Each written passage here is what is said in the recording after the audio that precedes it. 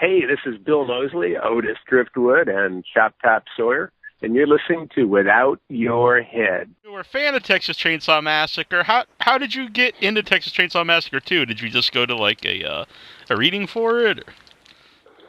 No, I didn't. Actually, in my 10-year effort to try to get that spike out of my brain, that spike of terror.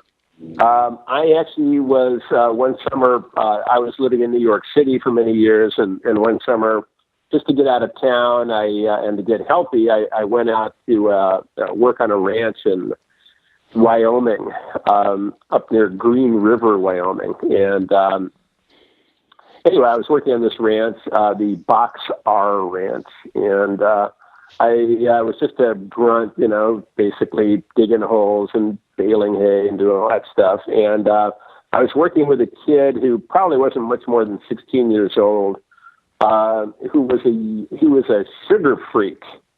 I had never encountered a real sugar freak like that. I mean, that's somebody who, drank bug juice for breakfast and frosted flakes, and then had some fudgesicles and some pie. It was just constantly banging the sugar. And what would happen is when we would do manual labor under the Wyoming sun, he would start to sweat and shake and go into what I called sugar deliriums.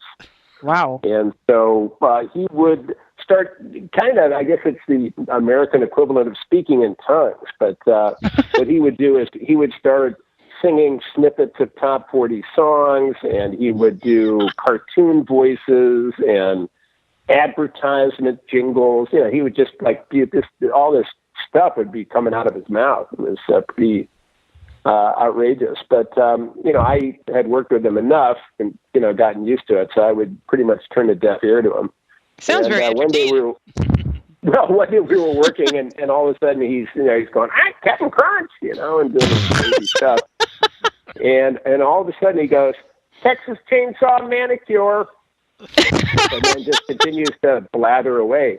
But I heard that, and I'm digging a hole in the dirt. And, all of a sudden I hear that and I just go, whoa.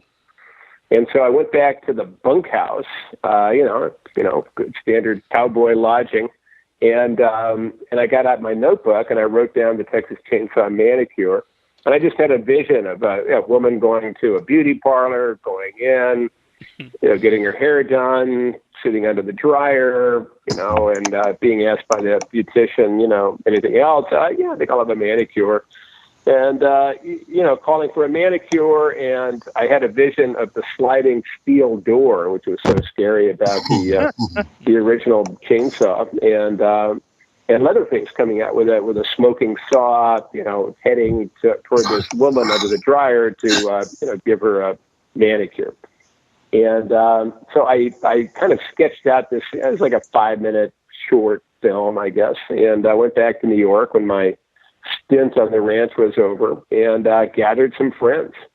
And we ended up renting a place called Sonia's Hair Fashions out on Staten Island. And got about $1,000, just got some different things. Got a bouncer from a popular nightclub, huge power lifter guy who's going to be our Leatherface, and somebody made a mask, and somebody found a chainsaw. It was kind of like hey, I've got this, you've got that, and we all got together in 1984, and we made the Texas Chainsaw Manicure, and I ended up, so in fact, the woman goes in, she gets her hair done, she sits under a dryer, she wants her manicure. Leatherface comes out with a smoking saw. The woman is screaming. He's like sawing her fingers. It looks like you just imagine she's just got nothing but stumps. And she passes out from fear. And the hairdresser kind of slaps her face, brings her to, and she's like, oh, and she looks down, she's got like a perfect manicure. And so that's kind of the gag. And then she walks out of the beauty parlor to her husband, presumably, who's waiting for her in a pickup truck. And she goes, look, honey, I got the best manicure ever. And then we cut to, there I am behind the wheel of the truck. I'm her husband. And I am dressed and made up to look exactly like the hitchhiker. And I go, hey, that's great, honey. We should celebrate with some head cheese. And I had actually gone out and bought like some head cheese, which is, frankly, not really a dramatic piece of meat. But, what's dramatic about head cheese is, knowing what goes into the making of head cheese. Mm-hmm. But anyway, I had this like nondescript hunk of head cheese. And actually in one take, I even licked it, which was really a bad idea. And anyway, so there was the Texas Chainsaw Manicure. I had gone out of pocket. I had actually gone into debt to make it. And I was living in New York at the time, and I tried to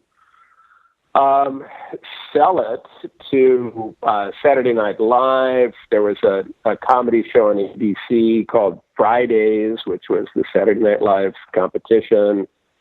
Nobody seemed to want it for one reason or another. No Saturday Night Live stars, too long, done videotape, not film, all these different things. So basically what that meant was that I, basically went to work as a waiter, to try to make the money to pay back Broadway Video. That was, Lauren Michaels' production company. And they're the ones that had, had been very excited about editing, letting me edit the manicure there. And they were, they got less excited as the process went on. And finally, they would call me like every morning at 8:00, to gun me for the, $800 I owed them or whatever. And so I was basically stuck with the manicure. I was, waiting tables, trying to give a little bit to Broadway Video to pay off my debt to them. And I was also, what I did before I was a professional actor was I wrote for magazines. And one of my regular employers was a magazine called Omni, which was a science fiction magazine, nice glossy mag back in the 80s. And they, I would do arts columns for them. And so they called me up and said that MGM wanted me to, they were going to fly me out on a junket to cover the making of 2010, the Space Odyssey sequel. Mm-hmm. So that was cool. So I went out to Los Angeles and, they put me up and everything. And I had a buddy from high school who was working in Hollywood. He was already, he and his writing partner had written Who Framed Roger Rabbit. Oh, wow. And so they were already like a hit writing duo. And so I went to dinner with my buddy. His name was Peter Seaman, actually Peter S. Seaman, yeah, believe it or not, and his wife. And I brought along a VHS copy of The Manicure. I know this is a long story, but no, it's good. Okay, so I had dinner with them at their house in the Valley, and then I said, "Hey, I got something to show you," and I put on the Chainsaw Manicure. And I ended up, they loved it. And my buddy Pete Seaman said, "Look, dude, my writing partner, and I have an office right across the hall from Tobe Hooper." Huh. And, for your listeners, he, that's the writer-director of the original Texas Chainsaw Massacre. Mm-hmm. And so I said, "Well, geez." And my buddy said, "Look, if you let me have a copy of The Manicure, I'll walk it across the hall to him." So I said, "Sure, absolutely." So, he took the Manicure and he did what he said he was going to do. He took it to Tobe, and apparently Tobe watched The Manicure, all 5 minutes of it, and got so excited about it that he called in his producing partner. I guess Tobe was working on Poltergeist, and his producing partner was Steven Spielberg. And Steven came in and watched The Manicure and also loved it. And they especially loved, as it turned out, my portrayal of the hitchhiker. And not only did my buddy walk The Manicure into Tobe Hooper, but he also got Toby's home number from Toby's secretary or something. And he told me to give Toby a call in about a week or something. So I got, I did my job on the set of 2010, and I flew back to New York, and I called Tobe Hooper. And miracle, I found out that he hardly ever answers his phone. So when I called him, he actually answered the phone. I didn't know that till later, but he answered the phone, and I identified myself. I said, "Hi, Tobe. I'm Bill Moseley. I'm the guy that did the Texas Chainsaw Manicure." And he went, "Oh, hey, Bill. Yeah, I love the Manicure." And I said, "Well, great. I'm glad to hear it." And he said, "Yeah, who was the person that did who played the hitchhiker in that?" I said, "Well, actually, that was me." And he goes, "Well," he said, "that was great, man." He said, "Look, man, if I ever do a sequel, I'll keep you in mind." And I went, "Whoa, that's awesome." He said, "Yeah, stay in touch." So I remember, I think I sent him a postcard, and then never heard from him for the next couple of years. So I figured that was that was certainly a cold trail, but it was it was exciting. It felt, even though I was basically still in debt for the Manicure, that it was nice to have the man say nice things about it. Yeah. So and then it was like some cold dark night in early 1986, and the phone rang, and I could tell back then we didn't have, this was pre-cell phone, that you could kind of hear basically if it was long distance or not, and there was a kind of a sizzle to the call. And so it was this guy saying his name was Kit Carson. And I think I had read maybe on page 6 in the New York Post, like some gossip stuff about Kit was like the hotshot writer, husband of Karen Black, and they had like a kid. And, so there was some kind of, I'd heard the name before. And he told me that he wanted to get my address and send me a copy of the Texas Chainsaw Massacre 2 script. And I said, "Geez, all right." So I gave him my address. I mean, I figured, geez, maybe it really is this guy. And sure enough, a week later, the script arrived. And he had told me to read it and, pay attention to the character of Choptop. Excuse me. So I did, and read it, and I thought it was a funny script. And I thought Choptop's like a big part. I was surprised. And so I called him back, and I said, I love the script. It's really funny, and I love Choptop. And he goes, "Oh, I'm glad to hear that. We'll be in touch." And, I'm thinking, like, I hung up, and I'm thinking, well, hey, maybe they'll fly me out to L.A. Maybe I'll get a free plane ticket back to L.A.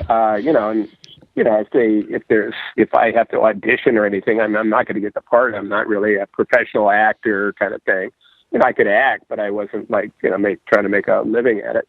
And instead, about a couple of days after that, I get a call from the Canon Films legal department asking where should, do I want to negotiate the contract or do I have an agent?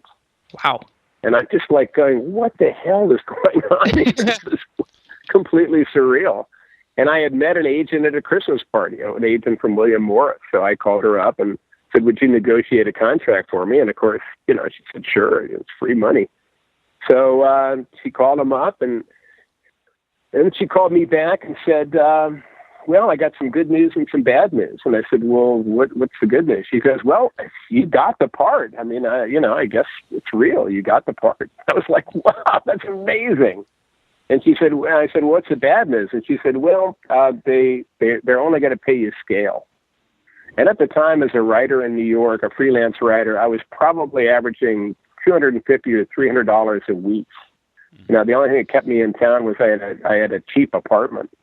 And I said, "Well, scale, geez, that doesn't sound good. How much is that?" She said, "I think it's like about $1,600 a week." Like, well, that's pretty good. Nothing wrong with that. And then she said, the reason, she said, plus they want you to shave your head. And I went, "Yeah, okay, yeah." And that's when she, said, "Yeah, so I got you $5,000. I'm going like, dude. Thank you. I was redeeming bottles and cans back then. $5,000 to shave my head?